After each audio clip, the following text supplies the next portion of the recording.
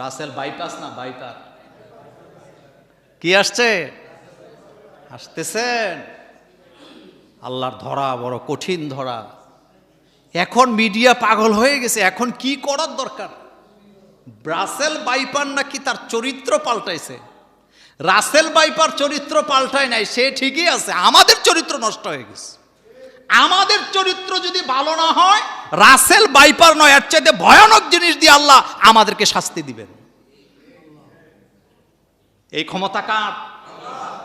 রাসূল কারীম সাল্লাল্লাহু আলাইহি ওয়াসাল্লামের কাছে আম্মা জান আয়েশা সিদ্দিকা রাদিয়াল্লাহু তাআলা আনহা থেকে হাদিস বর্ণিত। তিনি বলেন, রাসূলুল্লাহ সাল্লাল্লাহু আলাইহি ওয়াসাল্লাম বললেন, সাপ বড় মারাত্মক, সাপ বড় মারাত্মক। এটা যদি তোমরা দেখতে পাও, তোমরা এটাকে হত্যা করো। আল্লাহ রাসূল বলেন, তার এত ক্ষমতা, সে দৃষ্টিশক্তি কেড়ে নিতে পারে। আল্লাহ রাসূলের কথার মধ্যে বিজ্ঞান আছে, আল্লাহ রাসূলের কথার মধ্যে জ্ঞানে ভরা। একটা বিষাক্ত সাপ যখন মানুষকে কামড়ায়, বিষের যন্ত্রণায় প্রথমে তার চোখ দুইটা অন্ধ হয়ে যায়। সাপুরে নিয়ে আসবো তো সাপুরের বাঁচাইবো কেডায়? আচ্ছা, পৃথিবীতে সাপের কামড়ে সাপুরে মারা যায় নাকি যায় না? কথা কর না কেন? আল্লাহর দেয়া সাপ ভিন্ন ব্যাপার। মূসা আলাইহিস সালামের যুগে জাদু চলে।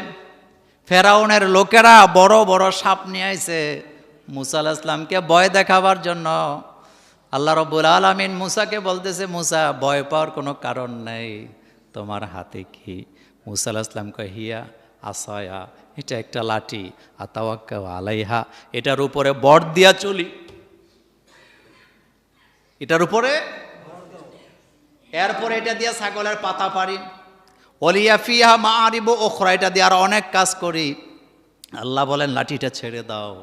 লাঠি ছেড়ে দিছে, এত জোরে হাঁ করছে, এত জোরে হাঁ করেছেন, তাফসিরে আসছে এই সাপের একটা মুখের অংশ ছিল মাটিতে, আরেকটা ছিল আকাশে।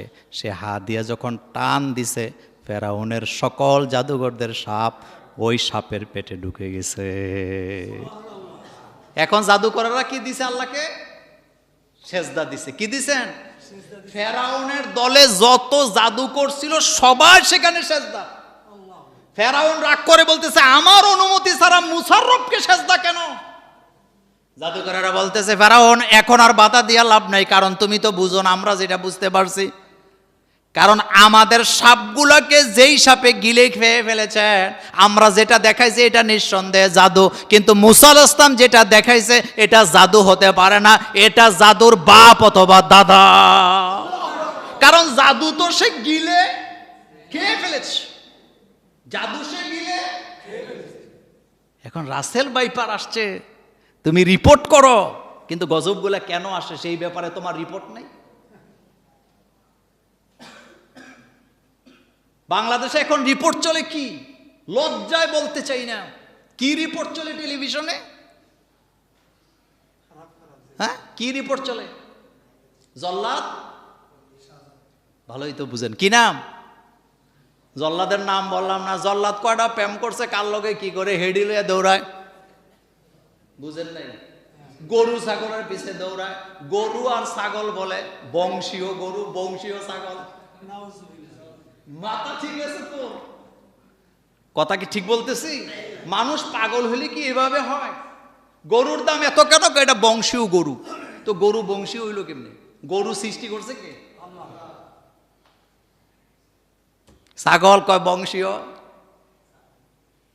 রিপোর্টের নমুনাটা কি? রিপোর্টের নমুনা কি? নোংরা জায়গা নিয়ে রিপোর্ট হয়। বাংলাদেশের জনগণের কল্যাণে বাংলাদেশের চ্যানেলগুলোতে একটা রিপোর্টও করা হচ্ছে না। সমকামীদেরকে প্রমোট করা হয়, ইহুদিদেরকে প্রমোট করা হয়, কিন্তু জমিন আল্লাহর জমিন, আল্লাহর দিন কায়েমের কথা কোনো চ্যানেলে বলা হয় না। গজব থেকে বাঁচবেন কিভাবে? রাসূল কারীম সাল্লাল্লাহু আলাইহি ওয়াসাল্লাম বলেছেন, আল্লাহ যখন রাগান্বিত হয় ওই এলাকা আল্লাহ বিষাক্ত পোকা পাঠায়, বিষাক্ত সাপদেরকে পাঠায়। সেজন্য তোমরা যদি এর থেকে বাঁচতে চাও, তোমাদের জন্য রাস্তা একটাই আছে, দোয়া করতে হবে। কার কাছে? কার কাছে? রাসূল বলেন, হযরতে আবু হুরায়রা রাদিয়াল্লাহু তাআলা আনহুর বর্ণনায়, আল্লাহর নবী বললেন, এই ধরনের গজব থেকে যদি বাঁচতে চাও তোমাদের জন্য দোয়া একটা, আউযু বিকালিমাতিল্লাহি তাম্মাত মিন শাররি মা খালাকা। আল্লাহর কাছে দোয়া করে করে বলো, আল্লাহ তুমি যে অনিষ্ট সৃষ্টি করেছ এর থেকে আমাদেরকে হেফাজত করো, কারণ তুমি যদি হেফাজত না করো আমাদেরকে হেফাজত করার ক্ষমতা কারো নেই। দোয়া করতে হবে কার কাছে? আল্লাহ যে আমাদের জন্য কত দয়ালু।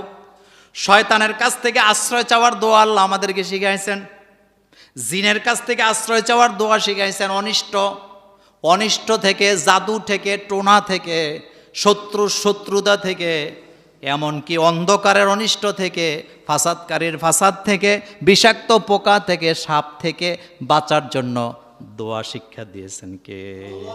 আউযু বিকালিমাতিল্লাহি তাম্মা মিন শাররি মা খালাকা।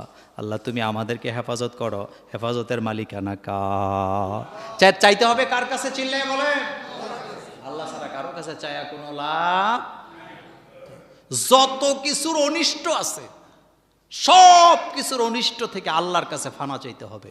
এই দোয়া শিখিয়েছেন আল্লাহ এবং আল্লাহর রাসূল সাল্লাল্লাহু আলাইহি সাল্লাম। সুতরাং আল্লাহ যেন আমার এই জন্মভূমি বাংলাদেশটাকে এই ধরনের সাপের আক্রমণ থেকে যেন আল্লাহ হেফাজত করেন, আমরা বলি আমিন। সাবধানতা অবলম্বন করতে হবে, সাপকে মেরে ফেলতে হবে। তবে খবরদার রাতের বেলা সাপ মারার দরকার নেই। রাসূল আবার বলছেন কোন কোন কালারের সাপগুলা মারতে হবে। যাদের গায়ে সাদা কালো দাগ থাকে এগুলাকে মারতে বলেছেন মুহাম্মদ সাল্লাল্লাহু। রাসূল যে কি পরিমাণের জ্ঞানী! আল্লাহ রাসূল বলছেন কিছু কিছু সাপ আছে তোমাদের ঘরে বাস করে, তোমরা এগুলাকে হত্যা করো না। এখন এই সাপগুলো আছে কিনা একদম চিকন, ঘরে বাস করে, জীবনে কোনোদিন মানুষকে, আপনারা জানেন তো এটা, কোনোদিনও কামড়ায় না। রাসূল, আমার রাসূল যে কি রাসূলটা পাইছিলাম। রাসূল বললেন ওই ঘরে যে সাপগুলা বাস করে তোমরা তাদেরকে কি করো না? হত্যা করো না, কারণ তারা নিরীহ। আসলে নিরীহ, তারা কামড় দেয় না, দেখলে মানুষ কামড়ায় ভয় পায়, কিন্তু এরা কখনো মানুষকে কামড়ায় না। কিন্তু রাসূল বলেছেন যাদের গায়ে দাগ আছে তাদেরকে হত্যা করো, কারণ এগুলা বিষাক্ত, তাদের কামড়ে মানুষ কি হয়? মারা যায়, মানুষের চোখ অন্ধ হয়ে যায়। রাসেল ভাইপার একটা সাপ, এটা কিন্তু দেখা যায় না, এটা দেখা যায় না। তবে আমি আপনাদেরকে বলছি এটা নিশ্চিত, নিঃসন্দেহে আল্লাহর পক্ষ থেকে গজব, আল্লাহর পক্ষ থেকে নিঃসন্দেহে গজব, নিঃসন্দেহে গজব। বাংলাদেশের 18টা জেলা এটাকে এখন এটা মহামারী আকারে দেখা দিচ্ছে। কয়টা মারবেন আপনি? আল্লাহ যদি আপনাকে হেফাজত না করে কয়টা মারবেন? কয়টা মারবেন আপনি? আর বাচ্চা তো বাচ্চা 80টা পর্যন্ত দেয় একসাথে, একটায় কয়টা? আর সাপের একটা প্রাপ্তবয়স্ক সাপের মধ্যে যদ্দূর বিষ থাকে বাচ্চার মধ্যে কম থাকে নাকি?